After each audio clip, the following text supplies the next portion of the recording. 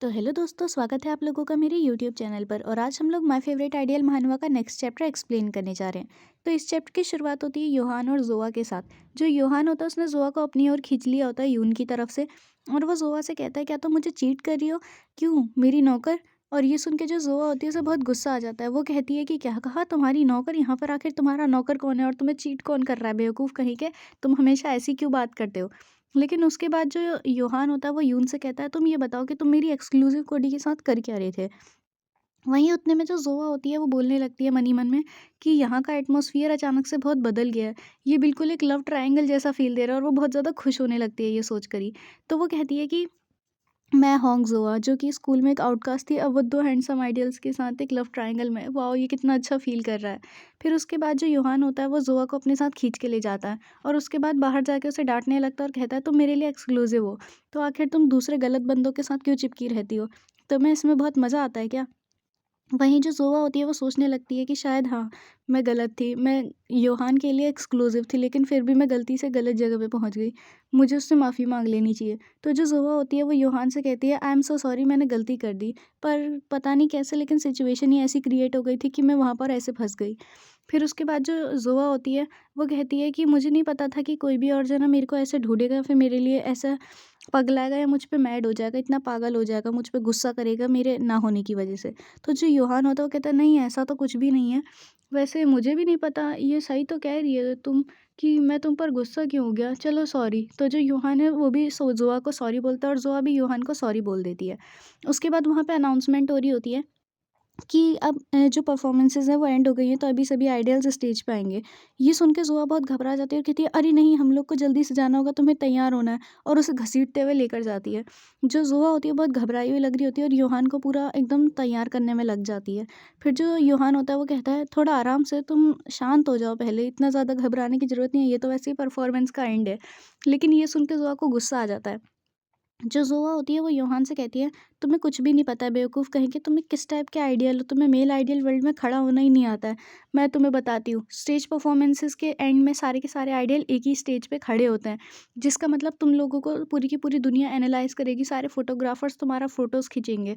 इस टाइम पे तुम्हारी एक गलती तुमको डाउन कर सकती है, समझे तुम? फिर उसके बाद ज़ोआ उसका एकदम एआई वाला, आर्टिफिशियल इंटेलिजेंस वाला एकदम एनालिसिस लेने लगती है और कहती है कि ये कपड़े पहनने हैं, ये ज्वेलरी पहननी है, ये चश्मा पहनना है, ये कोट पहनना है, सब चीज़ वो दिखा लेती है। और एकदम योहान को तैयार कर देती है। उसके बाद जो ज़ुआ होती है वो स्टेज के बाहर जो सीट्स लगी रहती है उधर पे बैठी होती है और योहान को और बाकी सबको देख रही होती है। वो कहती है कि योहान, तुम मेरे ही बच्चे हो, इसीलिए मेरे को तुम्हें एकदम बेस्ट बनाना ही था। उसके बाद जब ज़ुआ योहान को देख रही होती है वो कहती है, वाओ! ये कमाल का है। मैंने आज तक योहान को सिर्फ़ घर में बैठे हुए अपने कमरे से सीट पे से उधर ही एक स्क्रीन के पीछे देखा है, लेकिन आज जब मैं इसे फ्रंट में देख रही हूँ ऐसे तैयार हुए, तो वाक़ई में ये बहुत ज़्यादा कमाल का लग रहा है। वो वाक़ई में बहुत हैंडसम है। उतने में ही उसे यून देख लेता है और उस सबके पास जाने की कोशिश करता है। पर उतने में ही वहाँ पे योहान आता है और ज़ुआ के पास आके कहता है, वाक़ई में तुमने आज बहुत अच्छा काम किया है, मुझे पता नहीं था तुम इतना ज़्यादा अच्छा काम करोगी। जो सुन के जो ज़ुआ होती है उसे बहुत खुशी होने लगती है और वो बहुत खुश हो जाती है। वहीं लूनो आता है योहान के एकदम पास और कहता है, आज तुमने वाक़ई में कमाल का काम किया।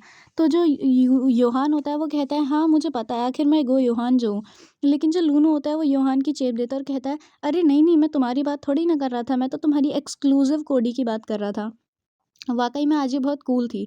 तो ये सुन के योहान एकदम से अपना दल बदल लेता है और कहता है, हाँ, हाँ, मेरी कोडी है, मैं योहान इतना ज़्यादा अच्छा हूँ, इतना कूल हूँ, तो आखिर मेरी कोडी कूल क्यों नहीं होगी? ये भी बहुत कूल है। वाक़ई तुमने आज बहुत अच्छा काम किया होंगज़ुआ। ये सुन के जो ज़ुआ होती है वो भी थैंक यू बोलने लगती है और खुश हो जाती है। तो जो ज़ुआ होती है वो सोच रही होती है, आज तक मैं एक दरवाज़े के पीछे अपने कमरे में अपनी एक अलग ही दुनिया में थी। लेकिन शायद अब योहान की वज़ह से मैं भी इस दरवाज़े को पार कर सकती हूँ। फिर उसके बाद हमें दिखाया जाता है अगला सीन, जहाँ पे जो यून होता है वो भी अखबारों में छाया हुआ होता है और साथ में योहान भी। जो योहान का ड्रेसअप होता है वो सभी लोगों को बहुत पसंद आ रहा होता है। योहान की फॉलोइंग, व्यूज़ सब बहुत ज़्यादा इंक्रीज़ हुए होते हैं। लूना कहता है, इस बार तो तुमने मुझे भी पछाड़ दिया वाक़ई में। और वहाँ पे सब लोग बात यही सब कर रहे होते हैं। कमेंट्स में भी ये लिखा होता है, आज लूनो से ज़्यादा अच्छा योहान लग रहा था। आज योहान ने 4 चाँद लगा दिए शो में। योहान से ज़्यादा अच्छा हैंडसम कोई दिख ही नहीं रहा था आज। और वहीं दूसरी ओर जो था एजेंडा वो चल रहा था हमारा यून का।